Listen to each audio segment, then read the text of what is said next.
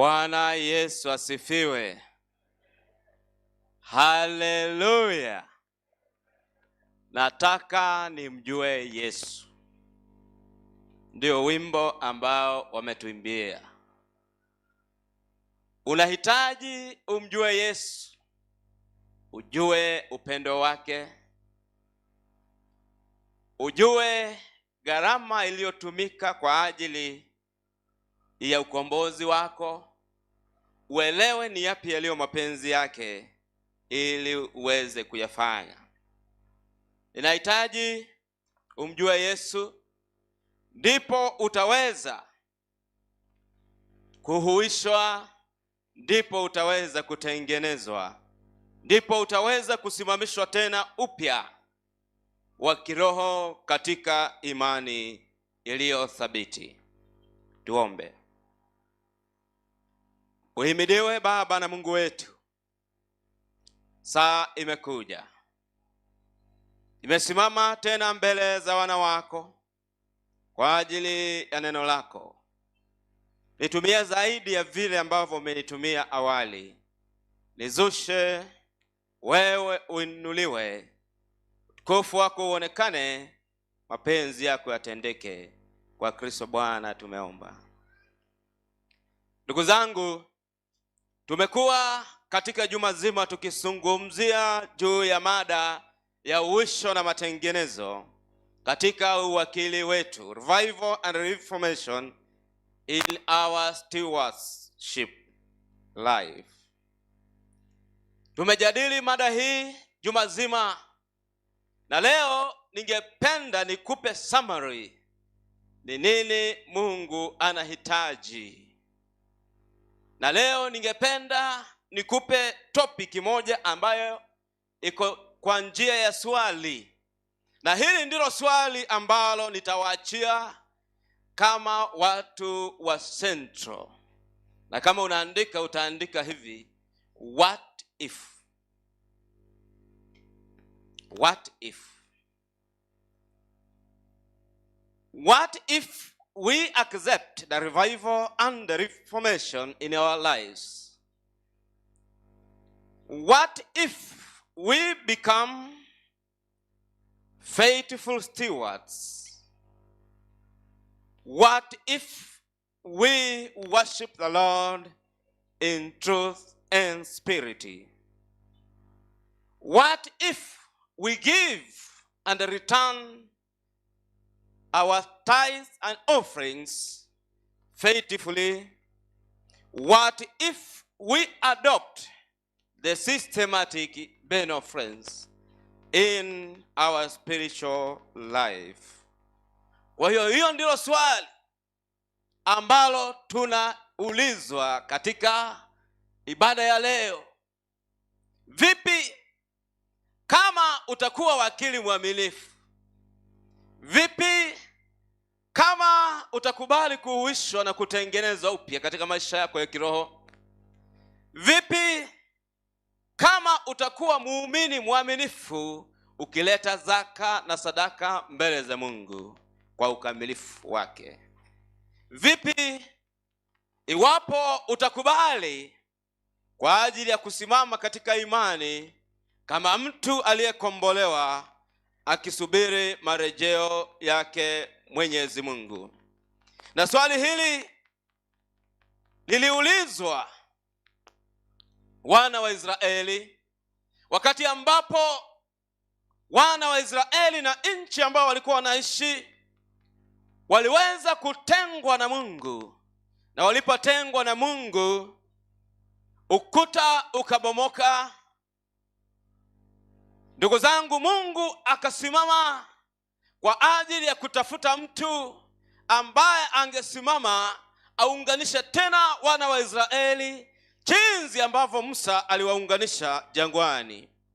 Mungu akasimama tena kutafuta mtu ambaye angesimama kwa uaminifu wake kwa ajili ya kuweza kuujenga ukuta uliokuwa umebomoka.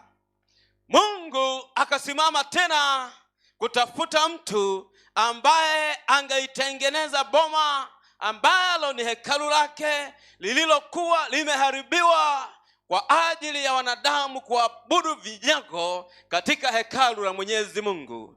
Mungu akasimama kutafuta mtu ambaye angeonesha uaminifu wake kama wakili mwaminifu, ili asimame kwa niaba ya wana wa Israeli, taifa lile lisiangamizwe na Mwenyezi Mungu. Na Mungu anasimama leo akitafuta mtu katika kanisa la Kisii Central ambaye atasimama kama wakili mwaminifu, kuwa mfano kwa ajili wa kuunganisha watu wa Kisii Central na uwepo wa Mwenyezi Mungu, ili waruhusu Roho wa Mungu awauishe na kuwatengeneza katika upya wa kiroho. Ndipo nabii Ezekiel, Mungu anazungumza naye katika kitabu cha Ezekiel. Soma nami kuanzia aya yake 22, katika 22 kuanzia aya yake 30. Mungu anazungumza maneno haya. Ezekiel 22 aya yake ya 30. Mungu anasema hivi: nami nikatafuta mtu miongoni mwao atakaye litengeneza boma.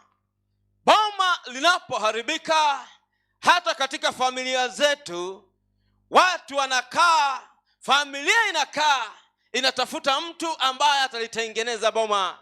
Watu wanapotengana, upendo na uadui, upendo unapoisha katika familia na uadui kutawala na watu kutengana, familia uketi na kutafuta mtu ambaye atasimamia na kwa ajili ya kujenga boma. Mungu, boma lake lilikuwa limeharibika.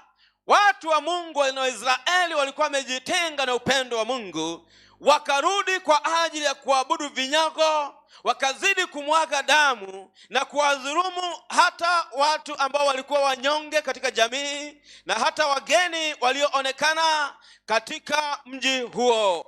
Mungu akasimama kwa ajili ya kutafuta mtu ambaye angesimama akaunganisha wana wa Israeli mbele za Mwenyezi Mungu, ili Israeli isiangamizwe.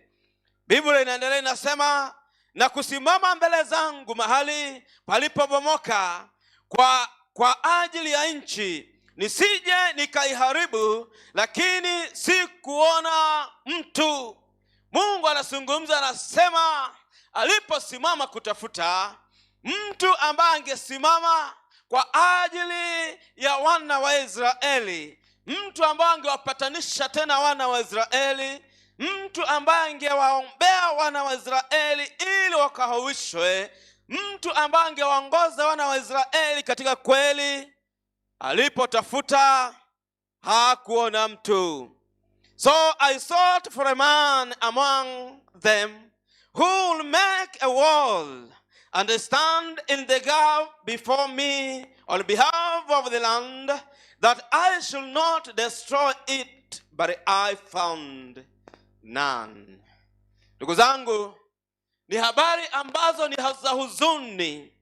Wakati ambapo Mungu alishughulikia wana wa Israeli, akawalisha na kuwaongoza kwa ajili ya kwenda katika nchi ya ahadi, lakini kafika wana wa Israeli wakaasi sauti ya Mwenyezi Mungu. Ikafika wana wa Israeli wakaanza kuabudu miungu. Ikafika wana wa Israeli wakaweza kuacha sheria aliyowapa Mwenyezi Mungu, sheria takatifu.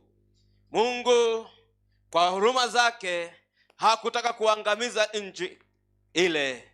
Akatafuta mwanaume, mtu ambaye angesimama kwa niaba ya Israeli kwa uaminifu wote, lakini hakupata. Na leo Mungu anasimama, anatafuta mtu ambaye atasimama kwa niaba ya kanisa la Kisii Central. Wakati ambapo Mungu anaangalia miongoni mwa wazee wa kanisa, wakati ambapo Mungu anaangalia miongoni mwa wachungaji tulio nao, wakati ambapo Mungu anaangalia miongoni mwa washiriki ambao ni wa Kisii Central, Mungu anahitaji mtu. Sio mtu tu anahitaji mtu. God is looking for a man a man who will stand in his faithfulness before the Lord. The Lord is looking for a man who will worship him in truth and spirit. The Lord is looking for a man who will lead his people to live an exemplary life following the footsteps of Jesus Christ. Mungu anapoangalia miongoni mwa wazee, anapoangalia miongoni mwa wakina mama, anapoangalia miongoni mwa viongozi tulio nao, je, kuna mtu anaweza akasimama? Je, kuna mtu anaweza akawa mwaminifu? Je, kuna mtu ambaye anaweza akaunganisha kanisa la Mungu ili roho wa Mungu akatawale waumini, kanisa likatembea kiroho, uwepo wa Mwenyezi Mungu kaonekana miongoni mwa kanisa la Kisii Central? The Lord is looking for a man, not just a man, but a man who will be able to rebuild the wall that has been broken. Lord is looking for a man, a spiritual man who will lead his people where he intends them to be. The Lord is looking for you, and what if you be a man today? Ndugu zangu, hilo ndilo swali ambalo tunaulizwa. Vipi kama utakuwa huyu mtu ambaye Mungu anamtafuta? Mungu amezungumza pamoja nasi katika juma zima. Mungu ametufundisha katika juma zima, ametuzungumzia juu ya habari za uwakili, ametuzungumzia juu ya habari za utoaji. Lakini leo Mungu anahitaji mtu ambaye atatembea tangu leo kwa uaminifu wake. Mungu anahitaji mtu ambaye tangu leo atamwabudu kwa uaminifu katika roho na kweli. Ezekiel anatuambia Mungu alipokuwa anatafuta mtu ambaye angesimama kwa niaba ya nchi, ambaye angesimama kwa ajili ya kujenga boma la Mwenyezi Mungu ambalo lilikuwa limebomolewa na kutengwa na uwepo wa Mungu. Mungu alipotafuta hakuona mtu. Mungu akiangalia miongoni mwa wazee wa kanisa, je, anaona? Mungu akiangalia miongoni mwa wachungaji wenu, je, anaona? Mungu anapotafuta miongoni mwa washiriki, je, anaona? Na ndio maana naona tayari watu wameanza kuniombea. There's just and I've just stood, so I don't know. Mwenyezi Mungu anatafuta mtu ambaye atasimama kama wakili mwaminifu. Hiyo ndio summary ya mafundisho yetu leo. Mungu anatafuta mtu ambaye atamwabudu katika roho na kweli. Alipotafuta miongoni mwa Israeli hakupata. Wana wa Israeli na nchi wakaangamizwa kwa sababu hakupata hata mmoja. Katika wakati wa Ibrahimu, wakati wa Sodoma na Gomora, Mungu alitafuta mwanaume, Mungu alitafuta mtu ambaye angeonekana kusimama kuwa mwaminifu ili akomboe Sodoma na Gomora isichomwe. Mungu akazungumza na Ibrahimu. Ibrahimu anamzungumzia Mungu, anamuuliza, je, nikipata hata 10 utauchoma mji wa Sodoma na Gomora? Mungu akasema hapana, lakini alipotafuta hakupata. Je, Mungu anapotafuta mwaminifu anayemwabudu katika roho na kweli miongoni mwa washiriki wa Central, je, yupo? Mungu anazungumza nasi akituambia maneno haya kwamba, ndugu zangu, ili tuweze kuushwa na kutengenezwa, ili tuweze kuwekwa sawa na Mwenyezi Mungu, lazima wawepo watu waaminifu watakaosimama kwa ajili ya kanisa la Mwenyezi Mungu. Lazima wawepo watu ambao ni waaminifu watakao muabudu Mungu katika roho na kweli. Lazima wawepo waumini ambao ni waaminifu, ambao kupitia kwao kanisa litapata uhuisho na matengenezo. Lazima Mungu apate watu ambao ni waaminifu, ambao watasimama katika imani ili kupitia kwao Mungu ajitwalie utukufu kwa kuandaa kanisa lake kwa ajili ya marejeo. Lakini anapoangalia, je, anapata? Iwapo hayupo hata mmoja, tutabaki kuishi kiroho, tutabaki kuishi kimwili,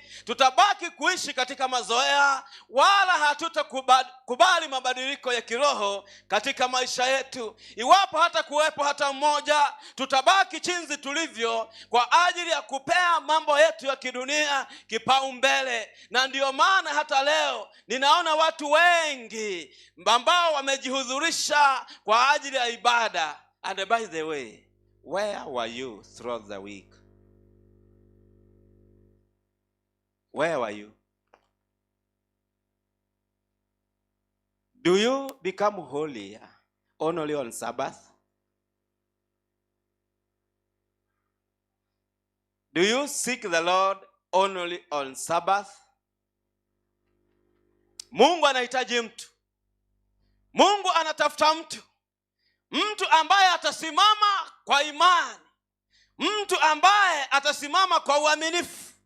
Mtu ambaye kupitia kwake uwepo wa Roho Mtakatifu utaonekana miongoni mwa waumini.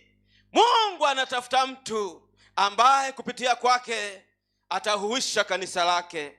Mungu anatafuta mtu ambaye atasimama kwa niaba ya mbingu ili aweze kutengeneza boma la Mwenyezi Mungu. The Lord is looking for a man that he should make up the hedge that was broken down by the transgressions of the people, who exited and all bounds of law and justice, who one that will restrain them from sinning and reform them and set them a good example, one who works while good, a good man that will endeavor by his influence to stop the breaking in of sin and the consequences of it. Mungu anaangalia, Mungu anamtafuta mtu ambaye anaweza akasimama, mtu ambaye ni mzuri, mtu ambaye anaweza akawa mfano kwa ajili ya kuongoza kundi lake, mtu ambaye atakuwa mfano kama wakili mwaminifu, mtu atakayekuwa mfano kwa ajili ya kuelekeza watu na kuwatoa katika barabara ya dhambi na kuwaweka katika njia sahihi, ili Mungu anaporejea, Kristo anaporudi mara ya pili, kanisa lake liwe limeandaliwa, kanisa lake liwe limeuishwa, kanisa lake liwe limewekwa tayari kwa ajili ya marejeo yake mara ya pili. Mungu anahitaji mtu, Mungu anatafuta mtu ambaye kupitia kwa usawishi wake watu wataishi kiroho, mtu ambaye kupitia kwa mienendo yao watu watauona utukufu wa Mwenyezi Mungu. Watu wanapokuona, je, wanaona Kristo ndani yako? Watu wanapokuona, je, wanakuona kama wakili mwaminifu? Watu wanapokuona, je, wanakuona kama Mwadventista Msabato? Then friends, Lord is looking for a man, not just a man, but a man who is good in character, but a man who is faithful in his way, but a man who will stand for his people and pray for them.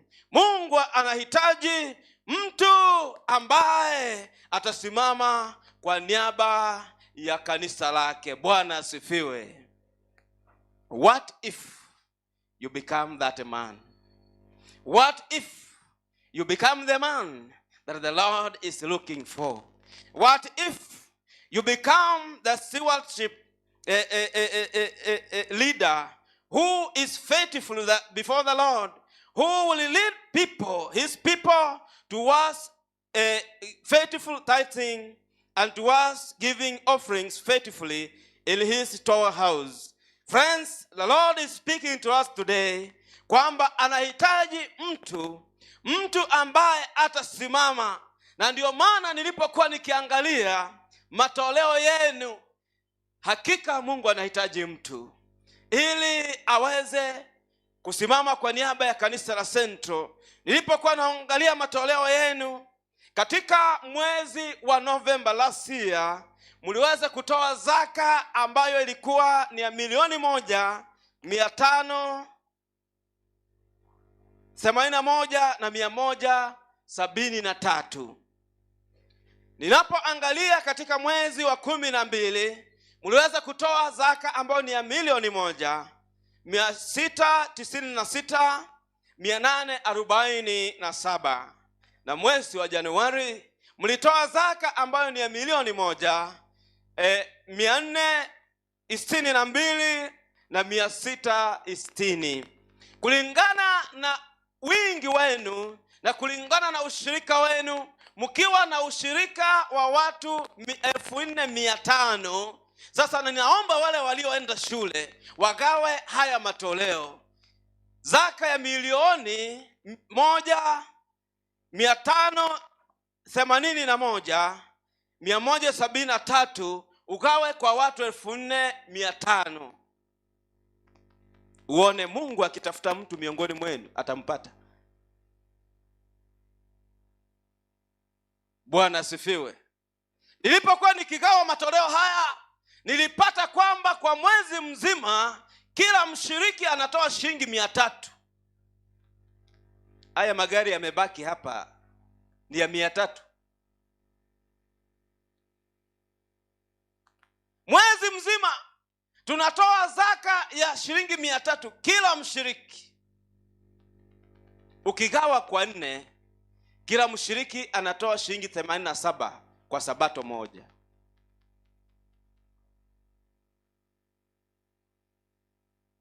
Sikiliza ndugu zangu, Mungu anahitaji mtu ambaye atakuwa mwaminifu. Mungu anahitaji mtu anapoangalia katika kanisa hili. Je, kuna hata mmoja anayemwabudu Mungu katika roho na kweli? Mungu anapoangalia na mibaraka ambayo amewabariki kwayo, je, kuna mtu hata mmoja atakayesimama kwa uaminifu wa Mungu kwa ajili ya kanisa la Central? Mungu anapoangalia na mibaraka aliyowapa, kuna mtu hata mmoja atakayesimama kwa ajili ya kumwabudu Mungu katika roho na kweli? Ni kejeli mbele za Mungu mbingu inaposhuhudia baraka ambazo amewapa Mungu, mkitoa shilingi 87 kila sabato. Mnatengeneza pesa kila wiki, mnatengeneza mamilioni ya pesa, lakini mnakuja mbele za Mwenyezi Mungu na shilingi 87 kwa sabato moja. Mungu anahitaji mtu atakayesimama. Imenirudisha katika fili yetu. Fili yetu ina mtaa moja, one district, having a membership of 1,000, lakini wana uwezo wa kutoa up to 2 million per month with a membership of 1,000. Ukweli uko wapi, watu wangu wa Central? Msikejeli Mwenyezi Mungu kwa baraka alizowapa. Mungu anatafuta mtu ambaye atamwabudu katika roho na kweli. Mungu anatafuta mtu ambaye atakuwa wakili mwaminifu, mtu ambaye atasimama kwa niaba ya kanisa la Central, mtu ambaye kwa sababu yake Roho wa Mungu ataingia miongoni mwa washiriki, akawatengeneze upya, akawahuishe upya, akawapa nafasi kwa ajili ya kukubalika mbele za Mungu kama wakili waaminifu. Na ndiyo maana habari za wakili ni habari za mahusiano yako na Mungu. Nimeona kwa kweli jinsi ambavyo mpo mbali na Mungu, hata kama tunakuja kila sabato na kuimba twende kwa Yesu mimi na wewe. Sikiliza ndugu yangu, niliwaambia katikati ya wiki, unaweza ukawa ndani ya kanisa ukifikiria uko kwa Mungu, lakini ulikwisha potea. Ndiyo maana hatuwezi tukamwabudu Mungu katika roho na kweli. Hatuwezi tukamwabudu Mungu na mali zetu. Hatuwezi tukatoa mali zetu kwa uaminifu kwa ajili ya utukufu wa Mwenyezi Mungu. Unakuja mbele za Mwenyezi Mungu na kushuhudia baraka alizokupa. Ukiwa una gari zuri, umejenga majumba mazuri, hauwezi ukamtolea Mungu vilivyo vyake. Kama mungemwabudu Mungu kwa roho na kweli, mungekuwa na wachungaji zaidi ya 4 hapa. Kama mungeamwabudu Mungu kwa roho na kweli, kwa ajili ya kutoa matoleo yenu, kila mshiriki angefikiwa katika nyumba yake. Kuna roho nyingi zinazokufa pale nje. Watu wa Mungu wanahitaji maombi, watu wa Mungu wanahitaji ushauri katika nyumba zao. Wengi wamekata tamaa, wengi wamechoka, lakini kwa sababu hakuna mtu awezaye kusimama mbele za Mungu kwa niaba ya kanisa hili. Sikiliza ndugu zangu, tumesonga mbali na kwenda mbali na uwepo wa Mwenyezi Mungu. Inawezekanaje utoe shilingi 87 kwa mwezi kwa Sabato ikiwa Mungu amekubariki na unaendesha gari? Inawezekanaje utoe shilingi 300 kwa mwezi ikiwa Mungu amekubariki na una biashara? Inawezekanaje utoe shilingi 300 kwa mwezi ikiwa Mungu amekubariki, umejenga nyumba nzuri, una hadi na rental houses? Inawezekanaje ndugu zangu? That's why the Lord is looking for a man who remain faithful, a man who will worship him in truth and the spirit, regardless of the situation, regardless of the circumstance that comes on his or her way.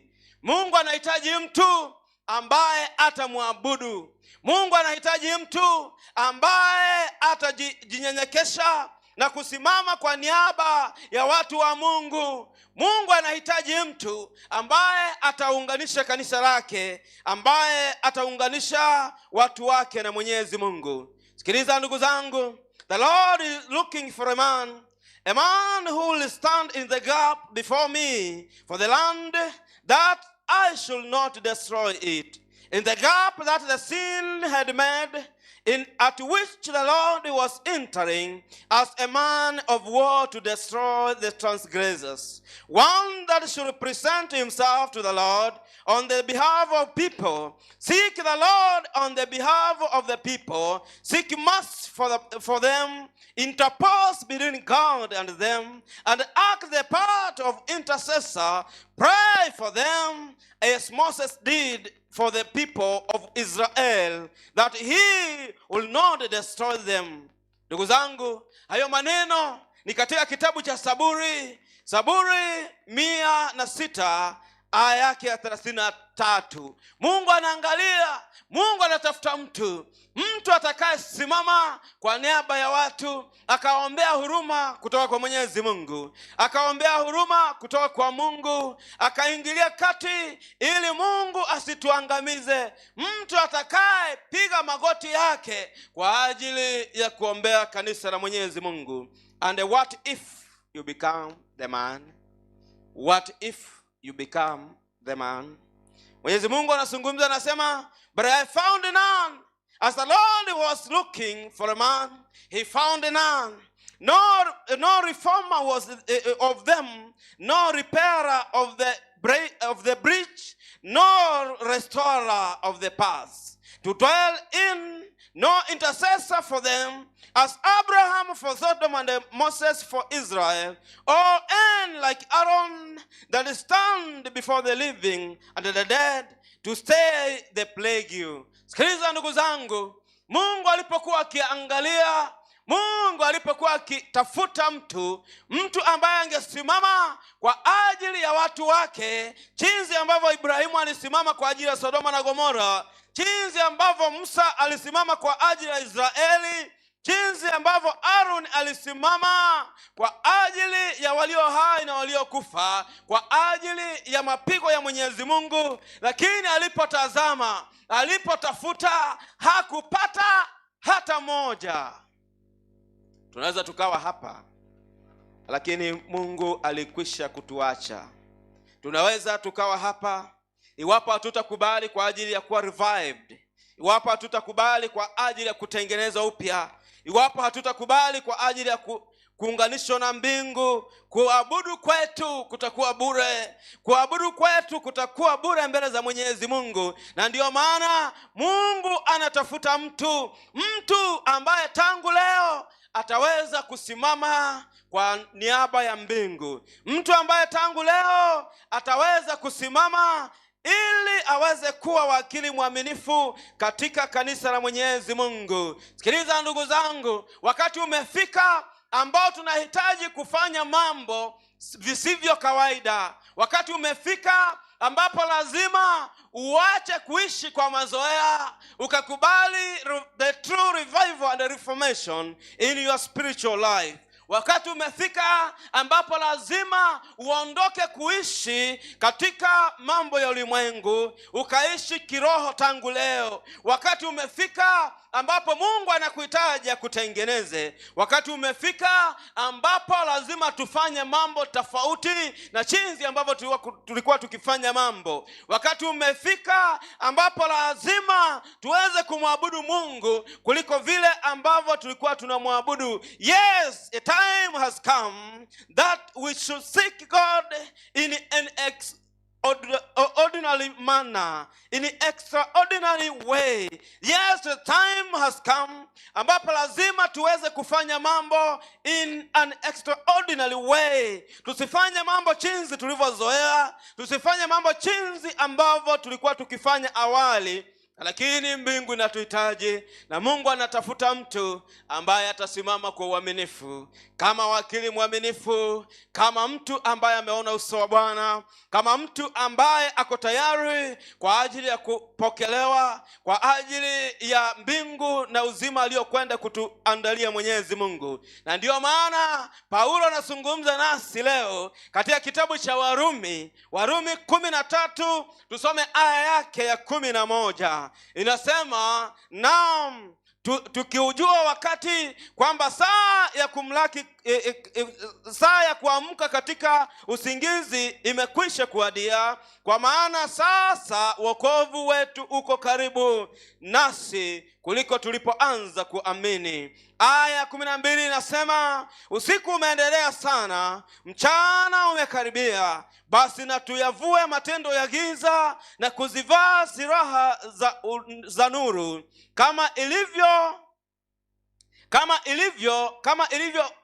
ilivyo husika na mchana, na tuendelee kwa adabu, si kwa ulafi na ulevi, si kwa ufisadi na uasherati, si kwa ugomvi na wivu, bali muvaeni Bwana Yesu Kristo, wala msiuangalia mwili hata kuwashwa tamaa zake. Sikiliza ndugu zangu, Paulo anatuambia a time has come ambapo lazima tuamke. You must be up. Lazima uamke ndugu yangu katika usingizi wa kiroho. Lazima uamke na kusimama kama wakili mwaminifu. Lazima uamke na kusimama ili uweze kumruhusu Roho wa Mungu akafanya matengenezo katika maisha yako ya kiroho. Yes, wakati umefika ndugu yangu ambapo lazima uamke na kumwabudu Mungu katika roho na kweli. Wakati umefika lazima uamke kutoka kwa usingizi wa kiroho na ukamtafute Mungu, ukamrudishie vilivyo vyake, ukamwabudu na mali zako, ukitoa vyote kwake kama Mungu wa muumbaji katika maisha yako. Paulo anazungumza nasi mchana wa leo katika njia ya kipekee kwa ajili ya watu wa Central. Anawaambia muelewe kwamba wakati umefika, saa imefika ya kuamuka utoke katika usingizi wa kiroho. Saa imefika ya wokovu wako. Mungu anahitaji akuokoe. Mungu anahitaji upotee. Mungu anahitaji akutengeneze. Na ndio maana katika juma zima tumekuwa tukizungumza juu ya uwisho na matengenezo katika maisha ya uwakili. Na ndio maana tumekuwa tukizungumza jinsi ambavyo tunaweza tukasimama mbele za Mwenyezi Mungu. Na ili tuhuishwe lazima tuelewe that you are the man that the Lord is looking for. Lazima uelewe kwamba wewe ndiye ambaye Mungu anatafuta. Lazima ujue kwamba wewe ndiye ambaye Mungu anahitaji ili ukasimama ukamwabudu Mungu kwa roho na kweli, ili ukasimama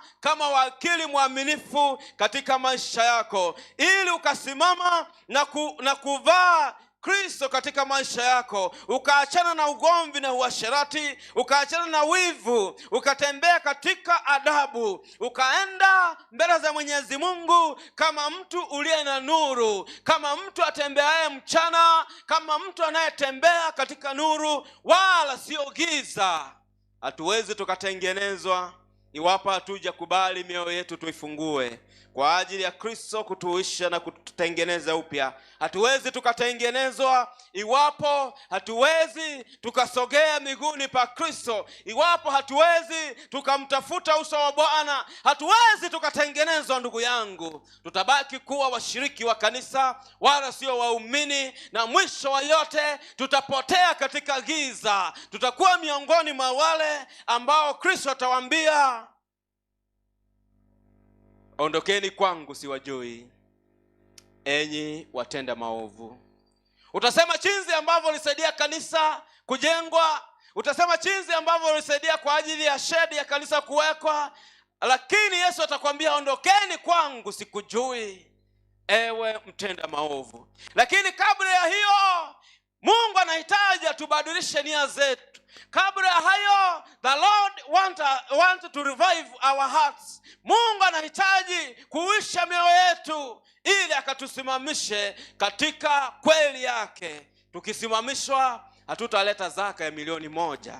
Tukisimamishwa, tutamwabudu Mungu katika roho na kweli. Tukisimamishwa, tutatembea kama watu waliokombolewa. Tauni ya Kisii itajua kwamba kuna Waadventista wa Sabato ambao wanaishi miongoni mwetu, maana hatutatembea kidunia wala hatutaenda barabara za watu wasiomjua Mungu jinsi wanavyoenenda, maana Kristo mwenyewe atakuwa ametubadilisha, na sio sisi tutakuwa tunaishi, bali Kristo atakuwa anaishi ndani ya maisha yako. Lord want to revive you. The Lord want to revive your soul. The Lord want to transform you. Ndugu zangu, Mungu anahitaji akutengeneze. Mungu anahitaji akuhuishe. The Lord is looking for a man who will stand even in times of financial crisis. Mungu anahitaji mtu hata wakati ambapo uchumi unaharibika, lakini atasimama na Mungu, amwabudu katika roho na kweli. Mungu anahitaji mtu ambaye hata katika magonjwa atabaki kuwa mwaminifu, akimwabudu Mungu katika roho na kweli. Mungu anamtafuta mtu ambapo hata kwa ajili ya kukumbana na vifo bado atajua kwamba Kristo akirejea tena atawafufua wote waliolala katika yeye. Hivyo asimame kama wakili mwaminifu, akimtarajia na kumtumainia Mungu katika maisha yake yote. Yes, Mungu anahitaji na anatafuta mtu ambaye hata kama ndoa yake imevurugika, ataelewa, atengenezaye ndoa na kusimamisha familia ni Mwenyezi Mungu. Ndiyo ndugu zangu, Mungu anahitaji mtu ambaye atatambua kwamba kwa njia ya kumwabudu na matoleo yake na vyote alivyo navyo, atatambua ni vya Mungu, ambaye atajua the source of all the blessings is God. Mungu anahitaji mtu kama huyu ambaye atasimama kwa niaba ya kanisa la Central. What if you be the one? Iwapo kuna mtu ambaye anasema, yes, kwa kweli Mungu umezungumza nami, nimeelewa mimi ndiye mtu nayetafuta, nimeelewa unahitaji nisimame kwa uaminifu wangu, nimeelewa unahitaji niweze kukuabudu katika roho na kweli, nimeelewa Yesu kwamba unanitafuta ili nisimame kama wakili mwaminifu, nikutambue katika maisha yangu kama wewe ndiyo chemichemi ya baraka zote.